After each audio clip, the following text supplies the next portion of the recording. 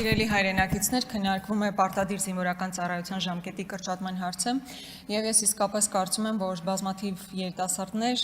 ովքեր առաջիկայում պետք է գնան բանակ, եւ նաեւ նրանց ծնողները, հատկապես որպես մայր ծնող դա պետք է արձանագրեմ, որ դրական են տրամադրված եւ հրապուրիչ է այս փոփոխությունը։ Միևնույն ժամանակ ես գիտակցում եմ, որ սա պրոֆեսիոնալ բանակի ընդհանրապես մի փոքր ֆրագմենտ պետք է լիներ, էպիզոդ պետք է լիներ, սակայն ես տեսնում եմ, որ համալիր միջոցառումներ իրականացված չեն եւ այդ համալիր միջոցառումների փոխարեն ընտրված է միայն մի սեգմենտ, այն է շատ գրավիչ նախընտրական տրամաբանությամբ իրականացվող կտորը։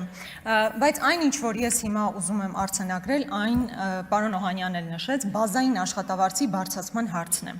Հիմա մենք ունենք խնդիր համալրման։ Եթե պրոֆեսիոնալ բանակ պետք է ձևավորվի, այդ պրոֆեսիոնալ բանակը պետք է ձևավորվի պայմանագրային զինծառայողների միջոցով։ Հիմա դուք ինձ ասեք, ինչ գրավիչ պայմաններ եք ստեղծել, այդ թվում նաև աշխատավարձի տեսանկյունից, որ Հայաստանի Հանրապետության քաղաքացին որոշում կայացնի, գնա եւ պայմանագիր կնքի եւ պայմանագրային զինծառայող աշխատի։ Ես հիմա այս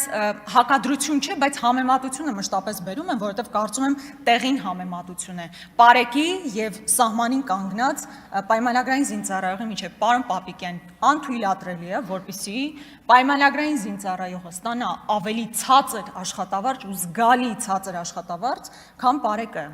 Հասկանում եք, ես ամենայն հարգանքով նրանց իրականացրած աշխատանքի նկատմամբ ոչ թե հակադրության մեջ եմ դնում, այլ համեմատության մեջ եմ դնում։ Հիմա Հայաստանի Հանրապետության քաղաքացին, եթե ընտրություն կատարի, որտեղ գնա աշխատելու, հաշվի առնելով սահմանում առկա ռիսկերը, մարտահրավերները, պայմանները եւ այն ինչ որ ունենալու օրինակ Երևանի կենտրոնում բարեք աշխատելիս։ Ակնհայտ է, չէ, եթե մենք համալրման խնդիր ենք փորձելու լուծել, եթե պրոֆեսիոնալ բանակ ենք փորձելու ձևավորել, առնվազն տարական բազային աշխատավարձի բարձրացումը պարզապես հրամայական է։ Եվ շատ կարճ մի բան,